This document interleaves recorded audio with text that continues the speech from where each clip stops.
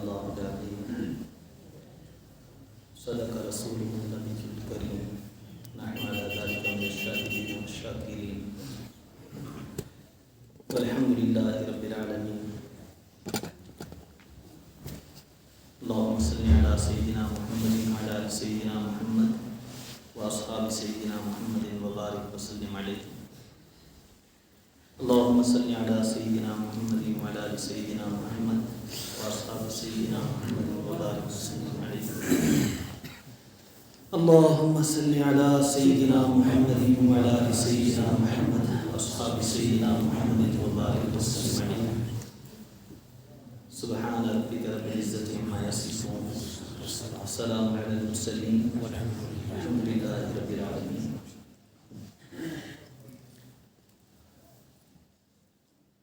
اللہ تعالیٰ کا بے حد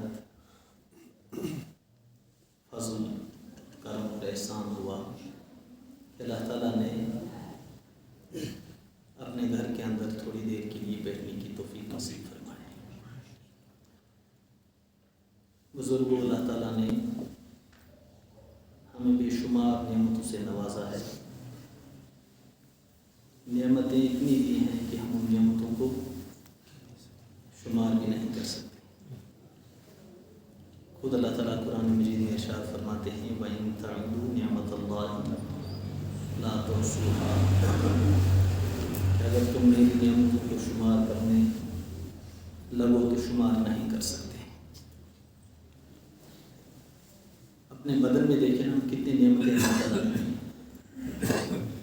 نعمتوں کو ہم بزرگ و شمار، ہاتھ کی نعمت، پاؤں کی نعمت، آنکھوں کی نعمت، کانوں کی نعمت، زبان کی نعمت. آنکھوں کی کتنی نعمت ہے اس سے پوچھیں جو آنکھوں سے محروم ہے.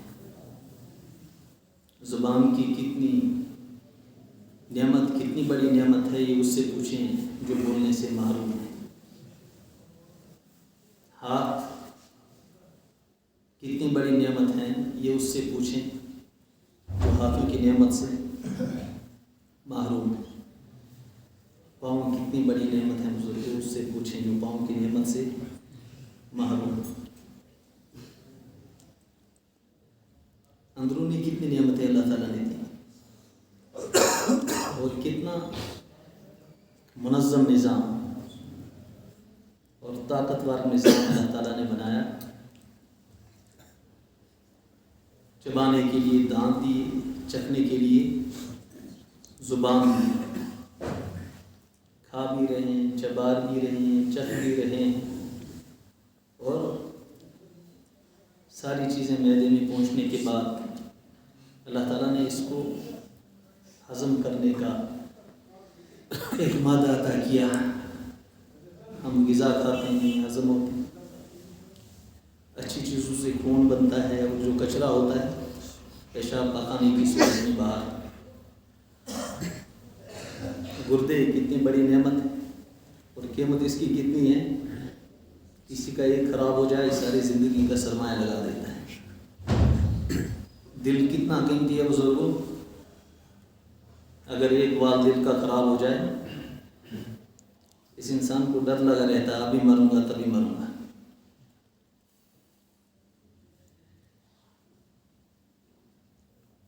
ساری اللہ تعالیٰ کی کیا ہے نعمت ہے. پھر اپنے وقت پر کھانا ہضم ہونا یہ بھی اللہ تعالیٰ کی بہت بڑی نعمت ہے. اگر ہم کھانا کھائیں گے اور ہضم نہ ہو اور ہضم ہونے کے بعد اپنے وقت پر پیشاب پاخانہ آنا یہ بھی اللہ تعالیٰ کی بہت بڑی نعمت ہے. یہ بھی اللہ کی کیا ہے. خدا نہ کرے آپ نے دیکھا ہوگا کہ کسی کا اگر پیشاب بند ہو جائے. میں نے اپنی آنکھوں کے سامنے ایک مرتبہ سری نگر SMHS میں میرے والد صاحب وہاں پر ایڈمٹ تھے. رات میں تقریباً 12 بجے ایک آدمی کو لایا. یہ کوئی 40-45 سال کا. سارے بیچارے اس کے ساتھ تھے، دائیں بائیں آگے پیچھے. میں نے ایک سے پوچھا کوئی کیا تکلیف؟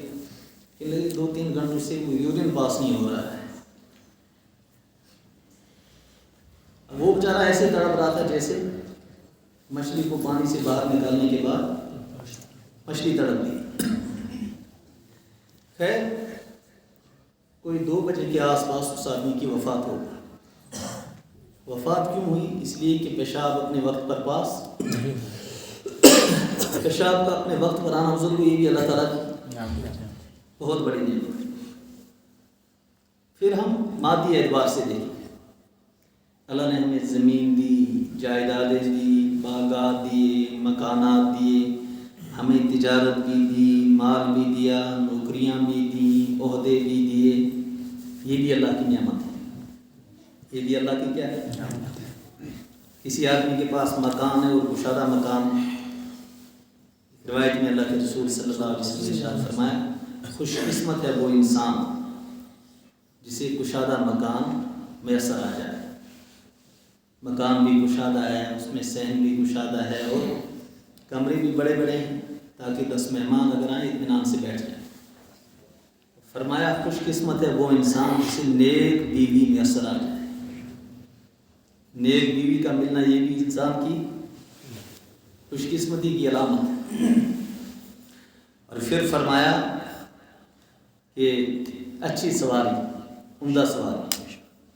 پہلے زمانے میں سواری گھوڑا، اونٹ، کھچر، یہ سواریاں ہوتی تھیں اس زمانے میں۔ اور آج کے زمانے میں کسی کے پاس اسکارپیو ہے، کسی کے پاس آلٹو ہے، کسی کے پاس کریٹا ہے اور اچھی کنڈیشن میں ہے۔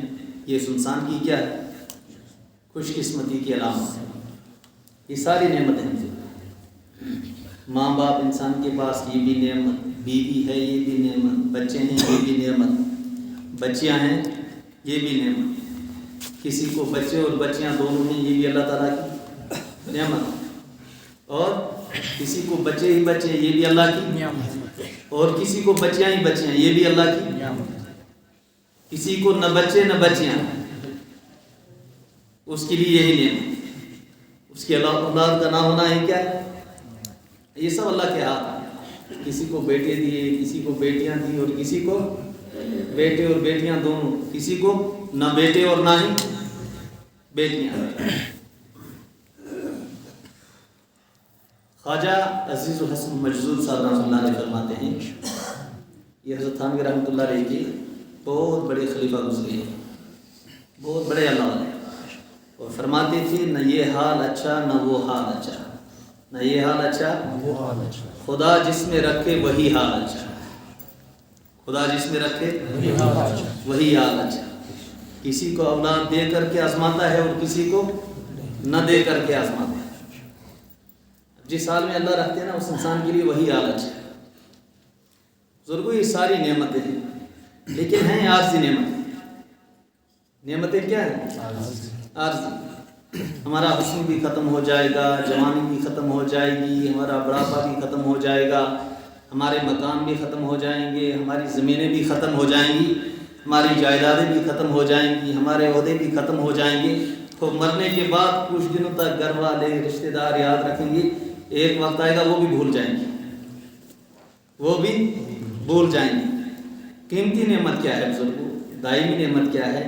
دائمی نعمت بزرگوں وہ نعمت ہے جس نعمت کو اللہ تعالیٰ نے انسان کو دیا، بلکہ ہمیں دینے سے پہلے اللہ تعالیٰ نے جس نعمت کے لیے 1.25 لاکھ انبیاء علیہ السلام اس کائنات کے اندر مبعوث فرمائے۔ 1.25 لاکھ انبیاء علیہ السلام جس محنت کو لے کر کے آئے، وہ کتنی عظیم نعمت ہوگی۔ اور نعمت ایسی ہے نا بزرگوں کہ اس نعمت والے کی وجہ سے اللہ تعالیٰ نے ساری دنیا کا نظام باقی رکھا ہے۔ زمین بھی، آسمان بھی، چاند بھی، سورج بھی، ستارے بھی، دریاؤں کا نظام بھی، فضاؤں کا نظام بھی، صحراؤں کا نظام بھی، چشموں کا نظام بھی، آبشاروں کا نظام بھی، سمندروں کا نظام بھی، کس کی وجہ سے ہے؟ لا الہ الا اللہ کی وجہ سے۔ اللہ کے رسول صلی اللہ علیہ وسلم کیا ارشاد فرمایا؟ قیامت تب تک نہیں آئے گی جب تک ایک بھی اللہ اللہ کرنے والا باقی رہے گا۔ جب ایک بھی نہیں رہے گا پھر کیا ہوگا؟ پھر ہوگا اذا الشمس کورت واذا النجوم انکدرت واذا الجبال سیرت واذا العشار عطلت۔ سورج کی روشنی سے کوئی محروم ہو سکتا ہے؟ ساری دنیا کو روشنی پہنچا رہی، ساری دنیا کو سورج منور کر رہا ہے، روشنی بھی پہنچا رہا ہے، منور بھی کر رہا ہے. لیکن جب ایمان والا نہیں رہے گا پھر کیا ہوگا؟ یہ سورج بھی بے نور ہو جائے گا. سورج بھی کیا ہو جائے گا بزرگوں؟ بے نور ہو جائے گا. کیوں؟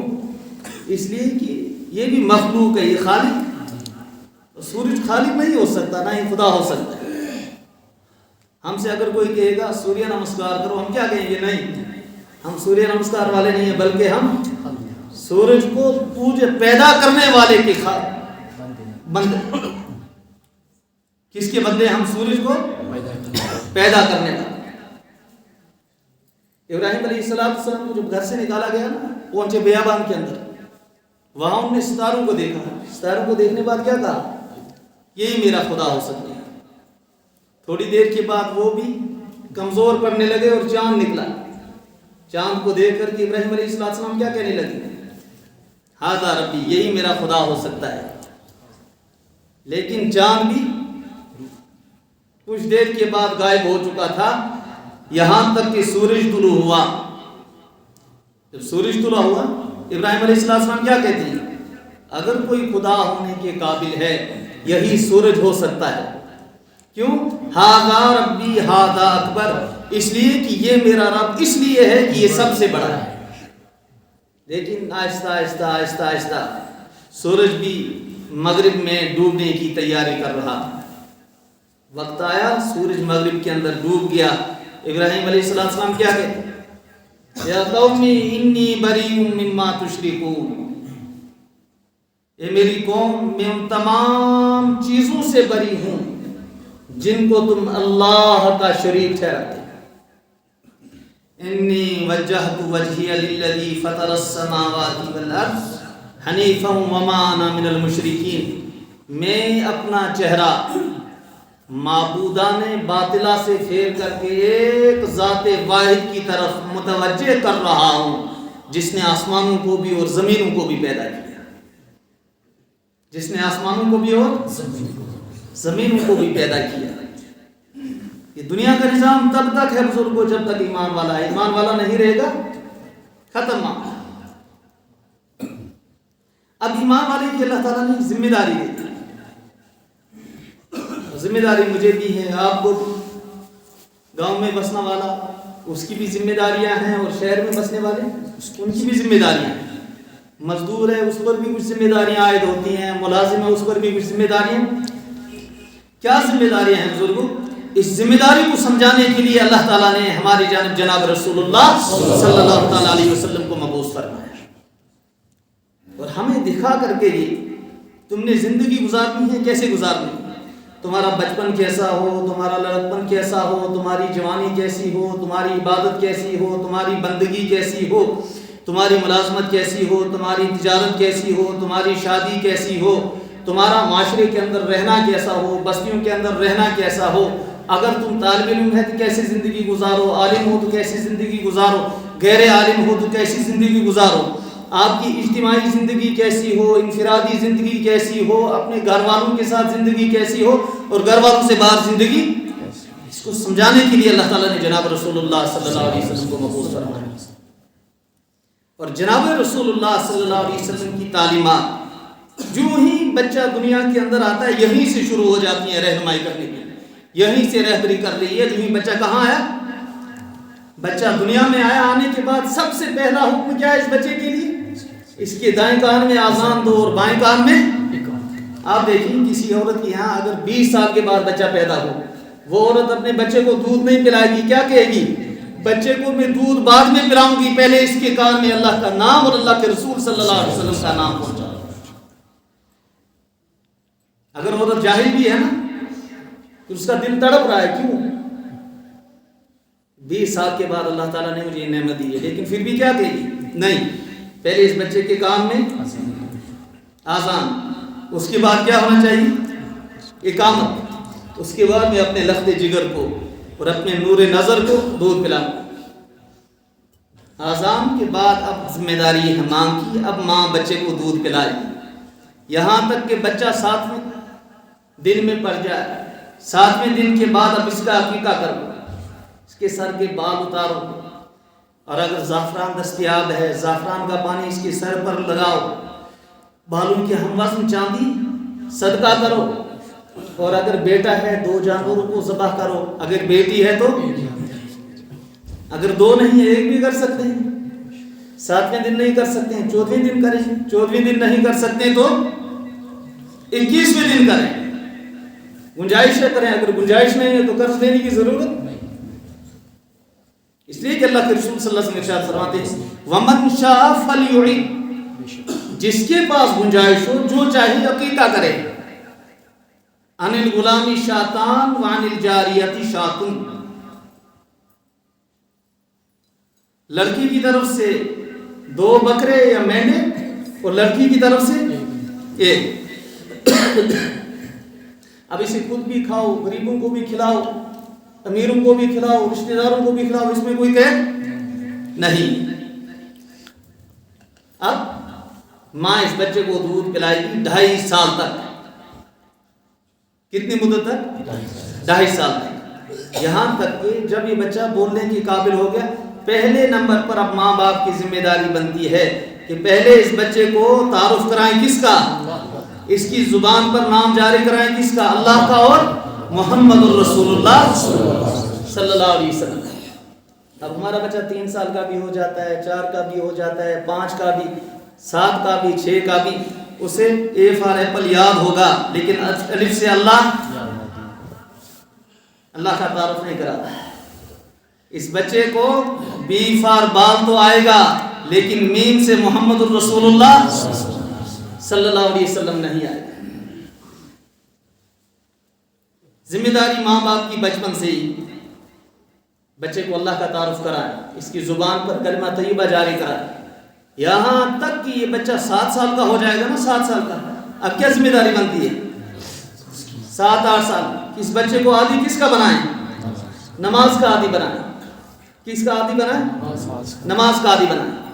باپ بھی سویرے اٹھے، باپ کا ماحول بنا ہوگا، سویرے اٹھے گا، اثر کس پر پڑے گا؟ اور ہمارے ماحول میں، ہمارے معاشرے میں باپ اٹھتا ہے صبح 8 بجے، بچہ کہاں سویرے اٹھے گا؟ باپ صبح سویرے نماز پڑھے گا، بچے کو بھیجے گا کہاں؟ درسگاہ کے اندر، مکتب کے اندر۔ باپ اٹھتا ہے 8 بجے، بچہ کہاں سے جائے گا درسگاہ کے لیے؟ جائے گا بزرگ درسگاہ کے لیے؟ فکر کس کی کرنی ہے؟ میں صبح سویرے نماز پڑھوں، اگر بچہ مسجد میں جا سکتا ہے ٹھیک، اگر نہیں جا سکتا ہے، اس کا ادنا درجہ یہ ہے میں اپنے گھر آ کر کے اپنے بچے کو جگاؤں، جگانے کے بعد اس کو کپڑے پہناؤں، کپڑے پہنانے کے بعد اس کے ہاتھ میں قرآن دوں، قاعدہ دوں، پارا دوں، اور اس کو کہاں بھیجوں؟ قاری صاحب کے پاس، مولانا صاحب کے پاس، مفتی صاحب کے پاس، کہ حضرت میرے بچے کو قرآن سکھائیے، قاعدہ پڑھائیے، اس کو شریعت سکھائیے، اس کو صحیح معنوں میں مسلمان بنائیے۔ بچوں کو اب جب درسگاہ کے اندر بھیجتے ہیں، کیسے بھیجتے ہیں بزرگ؟ ایک پاؤں میں چپل اور دوسرے میں جوتا، ایک پاؤں میں کیا ہوتی ہے اور دوسرے پاؤں میں ہم فون کرتے ہیں مولوی صاحب کو، مولوی صاحب بچے کو جلدی پڑھاؤ، اس لیے کہ بچے نے سکول جانا ہے، اب اسکول کی تیاری بھی کرنی ہے، بچے کو جانا ہے 10 بجے سکول، اور تیاری ہم کب کروا رہے ہیں؟ 8 بجے فون کر رہے ہیں، جلدی بھیجنا۔ اور ماں 8 بجے سے تیاری کرنے لگتی ہے کہ میرے بیٹے نے 10 یا 11 بجے کہاں جانا ہے؟ اسکول جانا ہے، پریس کر رہی ہے، اس کی جوتے میں پالش کر رہی ہے، اس کی ٹائی کی دیکھ بھال کر رہی ہے، اس کی بکس کو دیکھ رہی ہے، اس کے بیگ کو دیکھ رہی ہے۔ یہاں ہم ایک قاعدہ بچے کے ہاتھ میں دے کر کے صحیح طرح سے اس بچے کو درسگاہ بھیجنے کے لیے تیار نہیں ہے، فکر مندی کے ساتھ بھیجنے کی کوشش ہی نہیں کرتے ہیں۔ بچوں کو جب ابتدائی سے ہم نے کہاں بھیجا؟ اسکول کے اندر۔ اب 4th کلاس کا بچہ ہے، اس کے پاس کتابیں کتنی ہیں؟ اب یہ کتنی کتابیں پڑھ رہا ہے، بوجھ کتنا ہے اس کے پاس؟ کم سے کم اگر کچھ نہیں پھر بھی 8-10 کلو کا بوجھ ہو جاتا ہے۔ یہی بچہ جب بڑا ہوتا ہے نا، ایک تو اس کا قد بھی چھوٹا رہ جاتا ہے، کیوں؟ اور پھر کیا ہوتا ہے؟ یہ بیچارہ ڈپریشن کا شکار ہو جاتا ہے، بیماریوں کا شکار ہو جاتا ہے، کمزوری اس کا مقدر بن جاتی ہے، صحت اس کو جواب دے جاتی ہے۔ کیوں؟ ہم نے بچہ پہلے کہاں بھیجنا تھا؟ مکاتب کے اندر، مدارس کے اندر، قرآن پڑھنے کے لیے، حدیث پڑھنے کے لیے، اس کی ہم نے ناقدری کی، پھر زندگی بھر ہم روتے رہتے ہیں بچہ کیوں بیماری کے اندر مبتلا، کیوں پریشان ہو رہا ہے؟ تو اپنے گھروں میں ماحول بنانے کی ضرورت ہے. صبح سویرے اٹھنا ہے، اپنے مستورات کو جگانا ہے، اپنے نوجوانوں کو جگانا ہے، اور پھر مسجد کا ماحول بنانا ہے. کہاں کا ماحول بنانا ہے؟ مسجد کا ماحول بنانا ہے. اسی لیے جناب رسول اللہ صلی اللہ علیہ وسلم نے ارشاد فرمایا بچہ 8 سال کا ہو جائے اسے نماز کا حکم کرو، جو ہی 10 سال کا ہو جائے اگر اس نے نماز چھوڑی اس کی پٹائی بھی کرو. اس کی کیا کرو؟ پٹائی کرو اگر یہ نماز چھوڑے گا. آج بچہ ٹیوشن چھوڑ دے اس کی پٹائی کرتے ہیں، لیکن بچہ اگر نماز چھوڑ دے کیا کہتے ہیں؟ کوئی مسئلہ نہیں ہے، ظہر کی اگر چھوڑ دی عصر کو پڑھ لے گا، مغرب نماز اگر چھوڑ دی تو عشاء پڑھ لے گا، آج چھوڑی کل پڑھے گا، کوئی بات نہیں. اللہ کے رسول صلی اللہ علیہ وسلم کیا فرماتے ہیں کہ نہیں، 10 سال کی عمر میں بچے کو تنبیہن مارو تاکہ یہ نماز کا عادی بن جائے.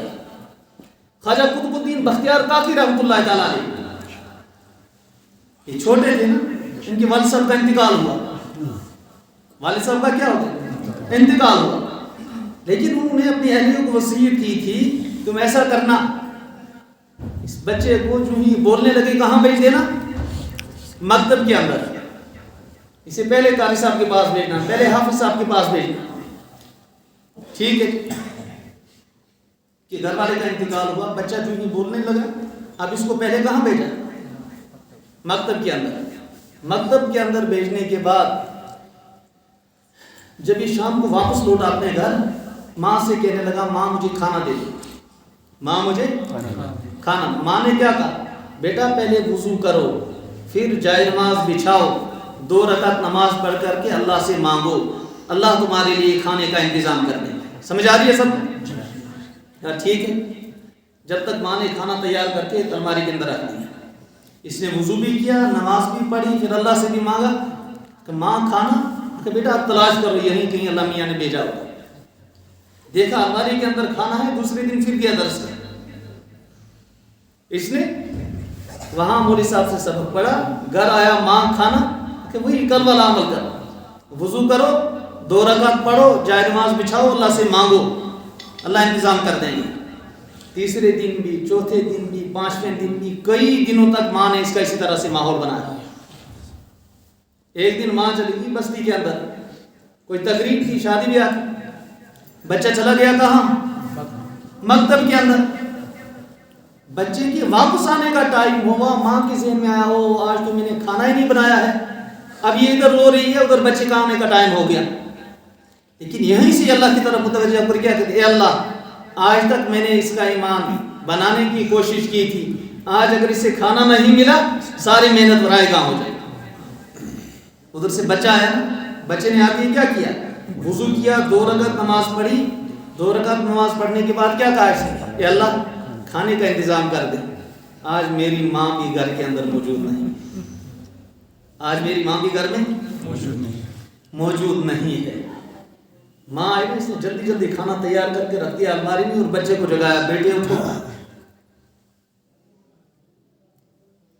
بیٹی کو جگایا، بیٹا اٹھو نا، وضو کرو، نماز پڑھو، اس کے بعد اللہ سے مانگو کھانا. اللہ نے بیٹا کیا کہتا ہے؟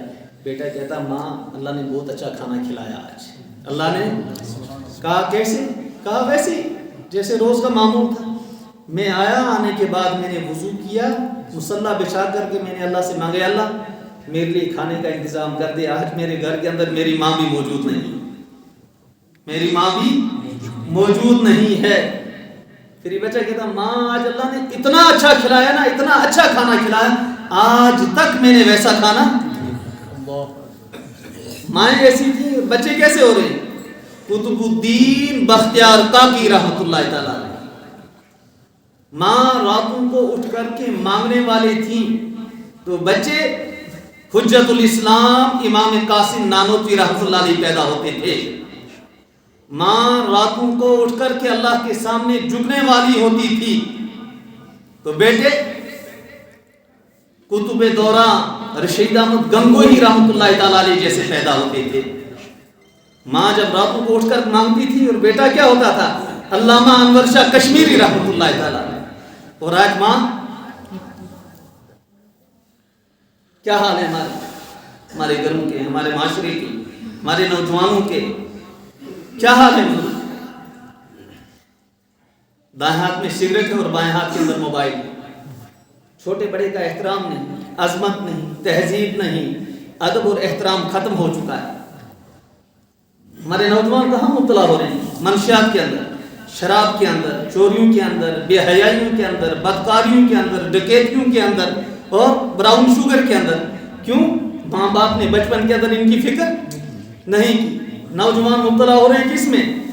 شراب میں. کیوں؟ ماں باپ نے شروع میں فکر.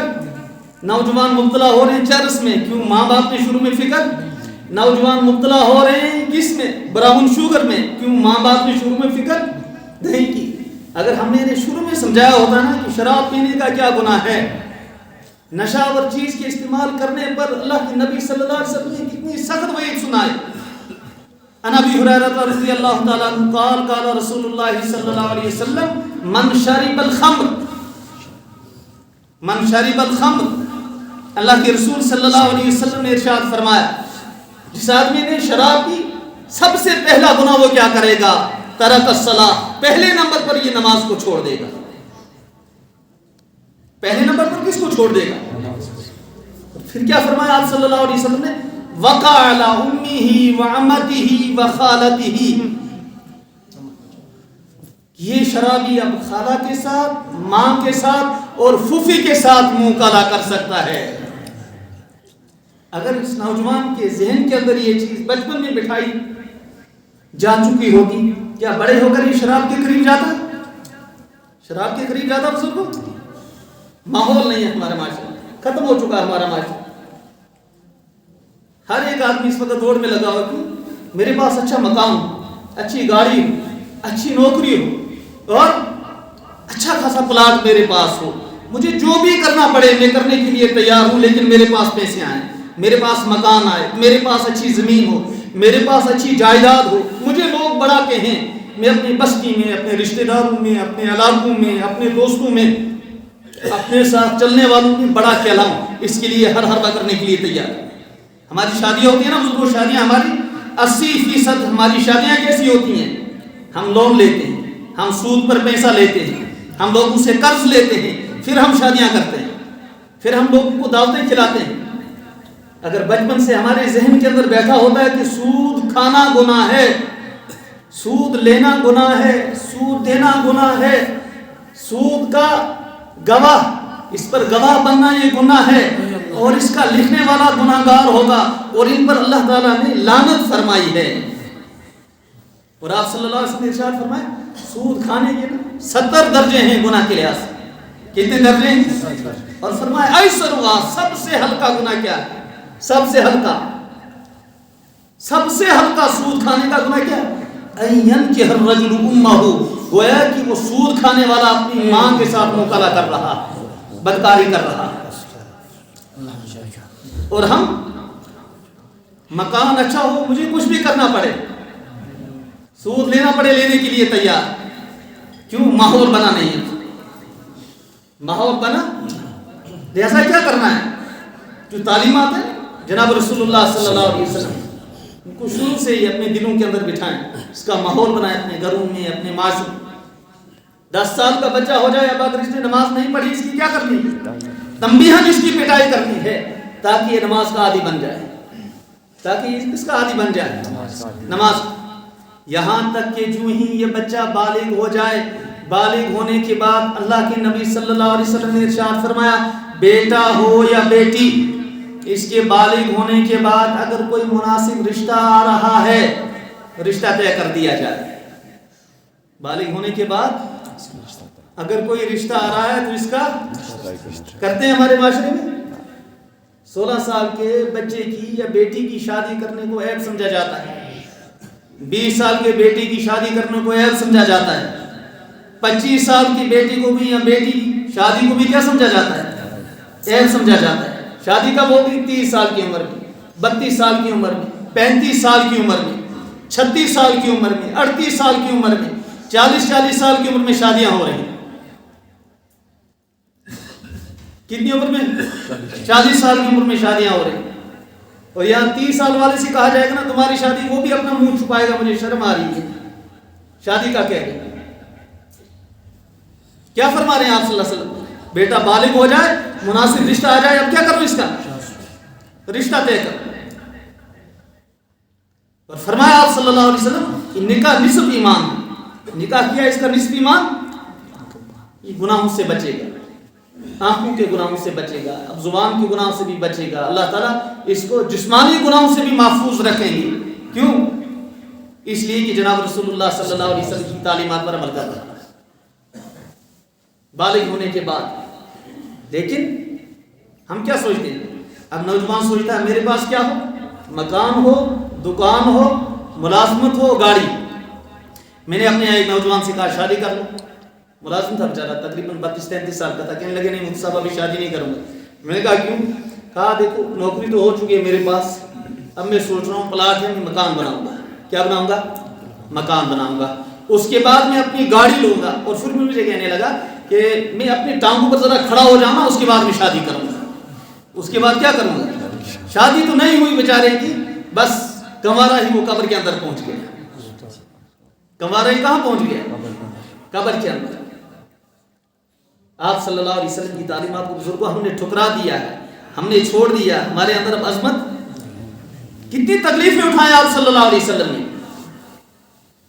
جہاں آپ صلی اللہ علیہ وسلم کی پیدائش ہوئی، جہاں آپ صلی اللہ علیہ وسلم پلے، جہاں آپ صلی اللہ علیہ وسلم بڑے، جہاں آپ صلی اللہ علیہ وسلم کے رشتہ دار بھی ہیں، جہاں آپ کا بچپن بھی گزرا، جہاں آپ کی جوانی بھی گزری، جہاں ہر طرف سے آپ کو امین اور صدیق کے نام سے پکارا جا رہا ہے، یہیں سے آپ صلی اللہ علیہ وسلم کو نکالا جا رہا ہے۔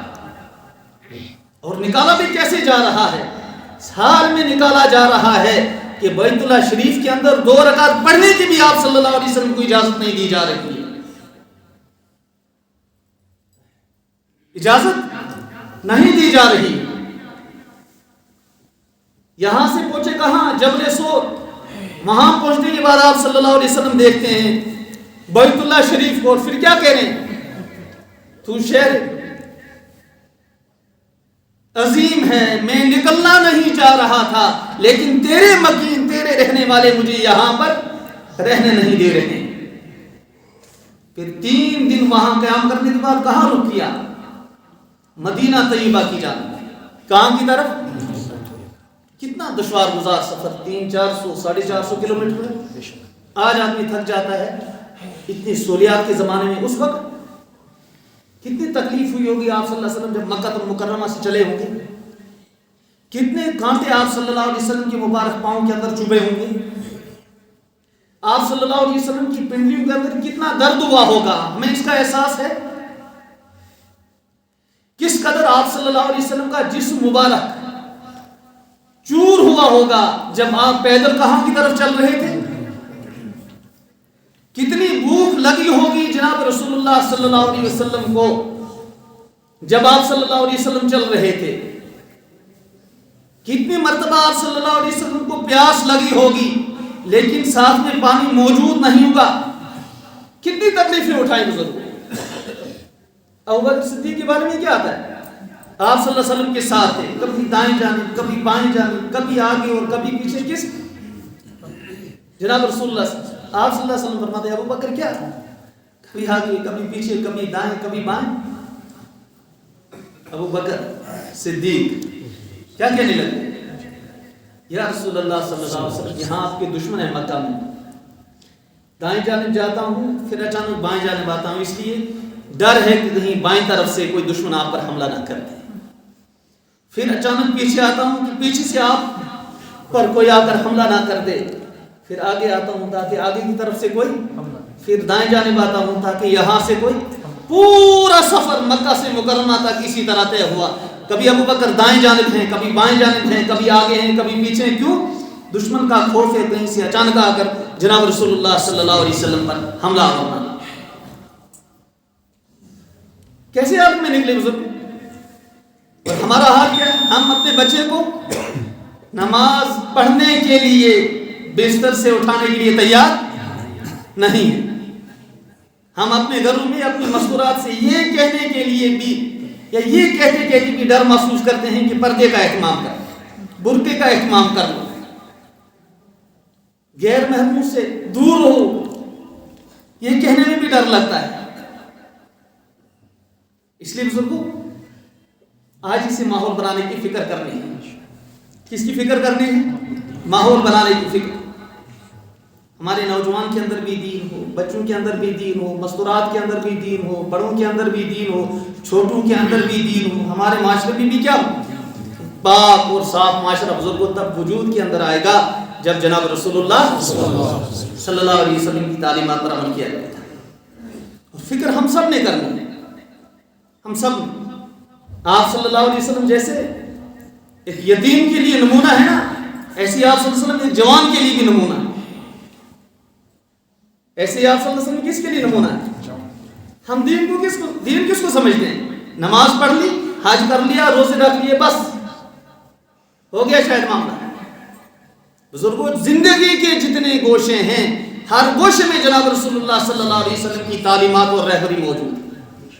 ہر گوشے کے اندر ہمارا لباس، ہمارا اٹھنا، ہمارا بیٹھنا، ہمارا ملنا، ہمارا جلنا، ہمارے تعلقات، ہماری سلام، ہماری دعا۔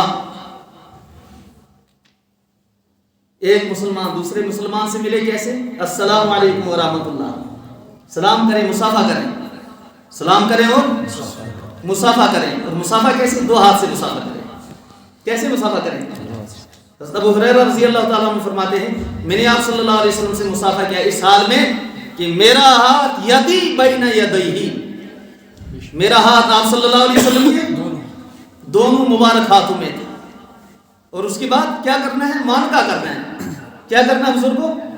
مانکا۔ مانکا کسے کہتے ہیں؟ مانکا یہ عنق سے بنا ہے۔ مانکا کس سے بنا ہے؟ عنق سے۔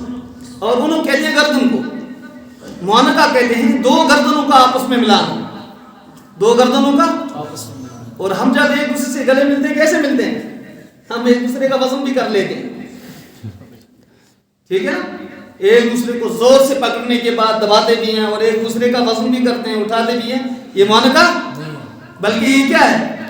جب سینے ملیں گے اسے کہیں گے مصادرہ، کیا کہیں گے؟ اور جب پیٹ ملے تو اسے کیا کہیں گے؟ اسے کہیں گے مباطنہ۔ ہمارے یہاں مصادرہ ہوگا، مباطنہ ہوگا، لیکن مانکا، اور وہ بھی ایک مرتبہ، وہ بھی کتنی مرتبہ؟ اب پڑھنا کیا ہے؟ یغفر اللہ لنا ولکم، یغفر اللہ پڑھتے ہیں ہم بزرگوں؟ نہیں پڑھتے، سلام ہی نہیں۔ اور سلام بھی کریں گے کس کو؟ جان پہچان والے، تعلقات والے، دوست احباب کو۔ آپ صلی اللہ علیہ وسلم نے ارشاد فرمایا سلام کرو جسے پہچانتے ہو اسے بھی اور جسے نہیں پہچانتے۔ فرمایا قرب قیامت کی ایک علامت یہ ہے کہ لوگ جان پہچان والوں کو سلام کریں گے۔ لوگ کسے سلام کریں گے؟ آپ صلی اللہ علیہ وسلم کیا؟ یا ایھا الناس افشوا السلام، اے لوگو سلام کو عام کرو، واطعموا الطعام، اور غریبوں کو، مسکینوں کو، ضرورت مندوں کو، محتاجوں کو، تنگ دستوں کو کھانا کھلاؤ۔ کیا کھلاؤ انہیں؟ ہم ولیمہ کرتے ہیں لیکن کھلاتے کس کو ہیں؟ اپنے رشتہ داروں کو، مالداروں کو۔ کبھی اس ولیمے کے اندر کسی اجنبی غریب کو بلاتے ہیں؟ فرمایا آپ صلی اللہ علیہ وسلم بدترین ولیمہ وہ ہے جس میں غریبوں کو نظر انداز کر دیا جائے، جس میں غریبوں کو نظر انداز۔ وصل الارحام، رشتہ داروں کو باقی رکھنا، رشتہ داری پالنی، رشتہ داروں کی ضرورتوں کو دیکھنا، ان کی حاجتوں کو دیکھنا، ان کے پاس آنا جانا۔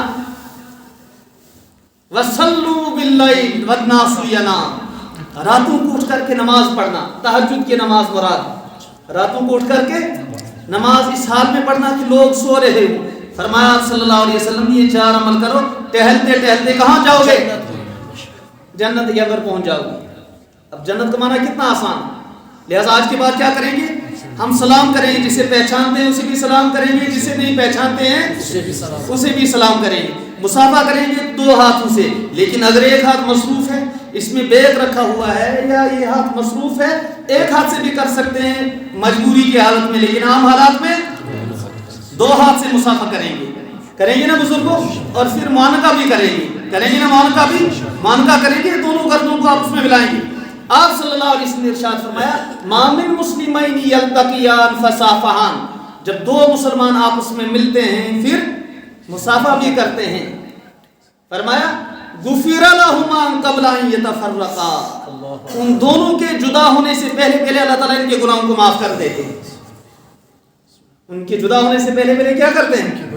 اللہ ان کے گناہوں کو معاف فرما دیتے ہیں. یہ بظاہر چھوٹی چیزیں لگ رہی ہیں لیکن چھوٹی. ابو بکر صدیق رضی اللہ تعالیٰ عنہ آپ صلی اللہ علیہ وسلم کی مجلس میں بیٹھے ہیں. آپ صلی اللہ علیہ وسلم نے ایک سوال پوچھا، بتاؤ کیا آج کسی نے کسی بیمار کی عیادت کی؟ سب صحابی خاموش. ایک ابو بکر صدیق رضی اللہ تعالیٰ عنہ، یا رسول اللہ صلی اللہ علیہ وسلم عیادت کی. پھر آپ صلی اللہ علیہ وسلم نے دوسرا سوال کیا، کیا کسی نے کسی غریب کو کھانا کھلایا؟ سب خاموش. ایک ابو بکر صدیق رضی اللہ تعالیٰ عنہ، یا رسول اللہ صلی اللہ علیہ وسلم میں نے ایک ضرورت مند کو آج کھانا کھلایا. کتنی چیزیں ہوئیں یہ یاد رکھیں. تیسری چیز آپ صلی اللہ علیہ وسلم نے فرمایا، کیا آج کسی نے کسی جنازے کے ساتھ شرکت کی؟ سب خاموش. ابو بکر صدیق رضی اللہ تعالیٰ عنہ، یا رسول اللہ صلی اللہ علیہ وسلم ایک صاحب کا انتقال ہوا تھا، میں نے اس کے جنازے کے اندر شرکت کی. کتنی چیزیں ہوئیں؟ 3. چوتھی چیز آپ صلی اللہ علیہ وسلم نے بیان فرمایا، کیا تم میں سے آج کسی کو روزہ ہے؟ تم میں سے کسی کو روزہ؟ سب نے خاموشی اختیار کی. ایک صاحب، اور وہ کون ہے؟ ابو بکر صدیق. یا رسول اللہ صلی اللہ علیہ وسلم میں روزے دار ہوں، نفلی روزہ. فرمایا جس نے یہ 4 کام کر لیے، کیا تھے؟ بیمار کی عیادت کرنا، اور کسی محتاج کو کھانا کھلانا، نمبر 3 جنازے کے اندر شرکت کرنا، اور نمبر 4 نفلی روزہ رکھنا. فرمایا جس نے یہ 4 اعمال کیے وہ جنت کے اندر داخل ہو جائے گا. وہ جنت کے اندر داخل ہونا کتنا آسان ہے.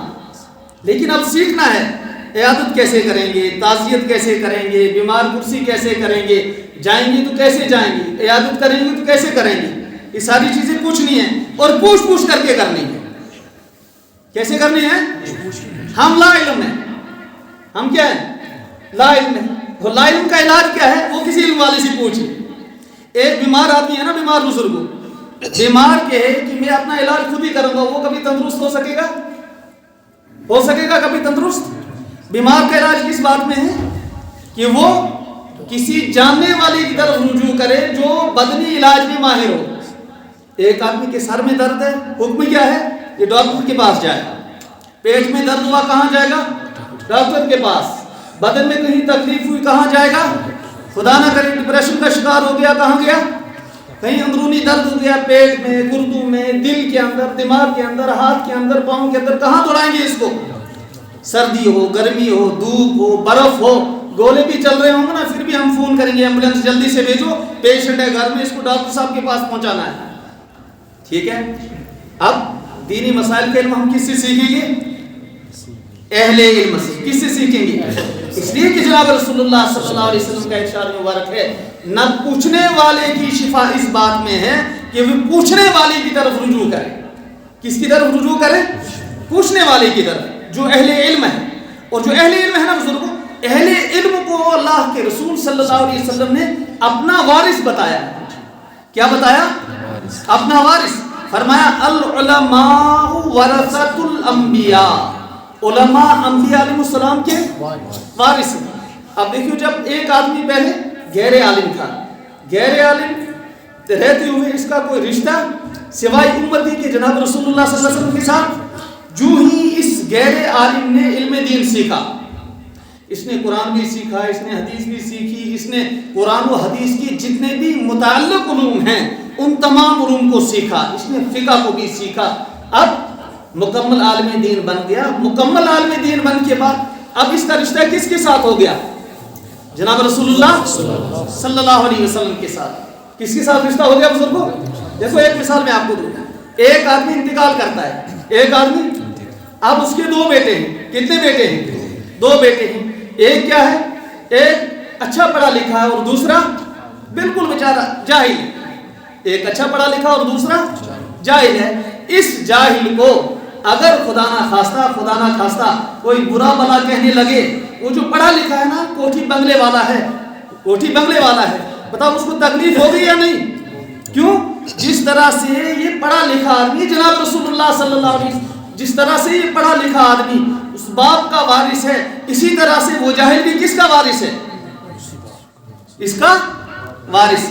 کوئی آدمی کسی عالم کو برا بلا کہے گا نا بزرگوں، तकलीफ किसको होगी और दिफा में कौन उठेंगे? जनाब रसूलुल्लाह। ये अच्छी तरह से ज़हन में रखें। कोई आदमी किसी आलिम को अगर बुरा भला कहेगा, आलिम का दिफा कौन करेंगे कल क़यामत के दिन?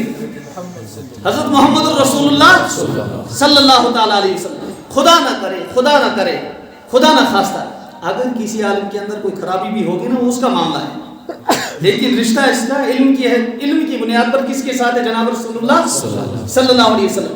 जब ये आलिम बन गया, अब अल्लाह ताला इरशाद फरमाते हैं, फस्अलू अहल ज़िक्री इन कुंतुम ला तालमून। अब अहले इल्म से पूछो अगर तुम नहीं जानते। अगर तुम नहीं जानते किससे पूछना है? अहले इल्म से। अच्छा, एक उसूल है कि जब अल्लाह ताला लफ्ज़ अम्र के जरिए से अपने बंदों को खिताब करें, फस्अलू, उस सूरत में बंदों पर अहले इल्म से पूछना वाजिब हो जाता है। मुफ्ती साहब यहाँ पर बैठे हुए हैं, उस सूरत में क्या हो जाता है? अहले इल्म से पूछना। और यहाँ अल्लाह ताला लफ्ज़ अम्र के जरिए से मुखातब हो रहे हैं, क्या? फस्अलू अहल ज़िक्र, फस्अलू अहल ज़िक्र इन कुंतुम ला तालमून। अगर तुम नहीं जानते हो तो अहले इल्म से तुम्हारे लिए पूछना वाजिब है।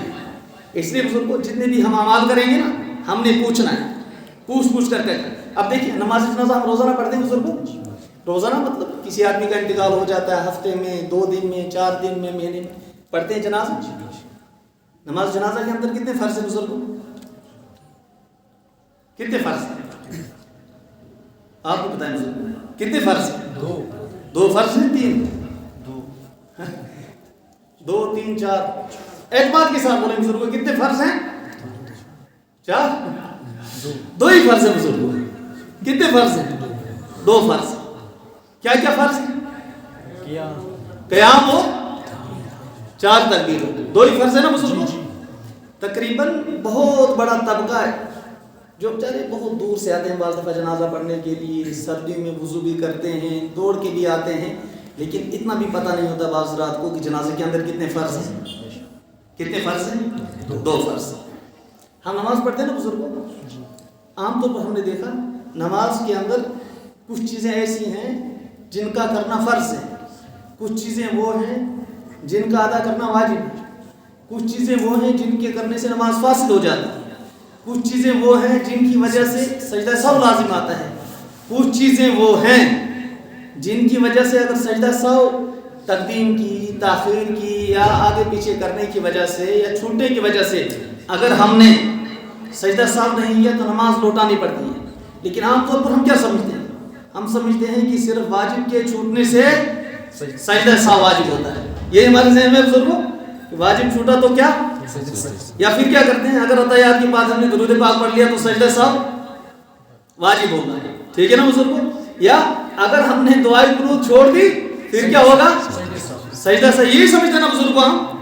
आज आप मुफ्ती साहब से पूछ लेना, किसी आलिम दीन साहब से पूछ लेना कि एक आलिम साहब के पास, एक मुफ्ती साहब के पास जाना और इनसे कहना कि हजरत सजदा सहव कितनी चीज़ों से वाजिब हो जाता है, कितनी चीज़ों से? यह आपको गिना करके बताएंगे कि सजदा सहव कम से कम 40 से 50 चीज़ों के, या उनके आगे करने से या पीछे करने से या मुकद्दम मौखर करने से या दोबारा अदा करने से वाजिब हो जाते हैं। तकरीबन 40 या 50 चीज़ें। कितनी चीज़ें हैं? 40 से 50। और हम कितने गिनते हैं? 2 या 3। जब किसी अहले इल्म के पास पहुंचेंगे ना बुजुर्ग हम, फिर हमें पता चलेगा हम क्या हैं और हकीकत क्या है। कोई भी मसला पेश आएगा ना बुजुर्ग, कोई मसला, उसको रुजू किसकी तरफ करना है? अहले इल्म की तरफ रुजू करना है। और इस दौर में अपने आप को बिल्कुल जोड़ के रखो किसके साथ बुजुर्ग? हमारे मीर साहब बारामूला, आप सभी जानते हैं बुजुर्ग, मीर साहब अक्सर फरमाते हैं कि इस वक्त जो मेहनत चल रही है ना पूरी दुनिया के अंदर, मेहनत किसकी चल रही है बुजुर्ग? मेहनत इस बात की चल रही है कि आम लोगों को उलमा के साथ दूर करो। उलमा के साथ क्या करो? दूर करो। जाहिर सी बात है, उलमा से जब लोग दूर हो जाएंगे फिर क्या होगा? कोई दीन समझाने वाला ना रहेगा, मसाइल समझाएगा नहीं कोई, कुरान समझाएगा कोई नहीं, हदीस समझाएगा नहीं कोई, फिक़ह नहीं कोई समझाएगा। क्यों? अपने जो मिजाज में आएगा वही करें, जो मिजाज में आएगा वही करेंगे। फिर क्या होगा? फिर होगा ज़ल्लू फ़ज़ल्लू, अल्लाह हिफाज़त फरमाए, खुद भी गुमराह और دوسروں کو بھی گمراہ کرے گی. اس لیے بزرگوں مسائل کے معاملے میں کس سے رجوع کریں گے بزرگوں؟ عالم بننا بہت بڑی بات ہے بزرگوں. 10 سال 12 سال 15 سال جسے ڈاکٹر امت کا سرمایہ ہوتا ہے نا بزرگوں، قوم کا سرمایہ ہوتا ہے، ایسے ہی ایک عالم دین قوم کا سرمایہ ہوتا ہے. اسی لیے آپ صلی اللہ علیہ وسلم نے ارشاد فرمایا زمین والوں کے لیے علماء ایسے ہی ہیں جیسے آسمان والوں کے لیے ستارے ہیں. جیسے آسمان والوں کے لیے، آسمان کو اللہ تعالیٰ نے کس سے زینت بخشی؟ ستاروں سے. اور زمین کو اللہ تعالیٰ نے کس سے؟ اہل علم کی وجہ سے اللہ تعالیٰ نے کس کو زینت بخشی ہے؟ لہذا اپنی علماء کی قدر کریں گے، شکر کریں گے اللہ کا. اے اللہ تیرا شکر ہے، تیرا احسان ہے، تیرا فضل ہے کہ ہماری بستیوں کے اندر ایک عالم دین موجود. اس لیے فقہاء کرام نے لکھا ہے، شرعی مسئلہ ہے کہ ہر ایک بستی کے اندر ایک عالم دین کا موجود ہونا فرض کفایہ ہے. ایک عالم دین کا موجود ہونا ہر بستی کے اندر. اگر اس بستی کے اندر کوئی بھی عالم دین نہیں ہے، ساری کی ساری بستی گنہگار ہو جائے گی. ساری کی ساری بستی کیا ہو جائے گی؟ گنہگار ہو جائے گی.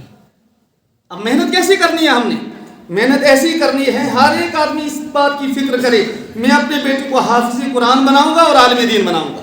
کریں گے ساری فکر انشاءاللہ تعالی. جو باتیں ہوئی ان پر عمل کرنے کی کوشش کریں گے، سب کریں گے انشاءاللہ تعالی. کہنے سننے میں جو غلطیاں ہوئی ہیں اللہ تعالیٰ مجھے بھی معاف فرمائے، آپ کو بھی معاف فرمائے. اللہ تعالیٰ ان باتوں پر عمل کی توفیق نصیب فرمائے. مفتی صاحب یہاں تشریف فرما ہے، اللہ تعالیٰ انہیں بہترین بدلہ نصیب فرمائے.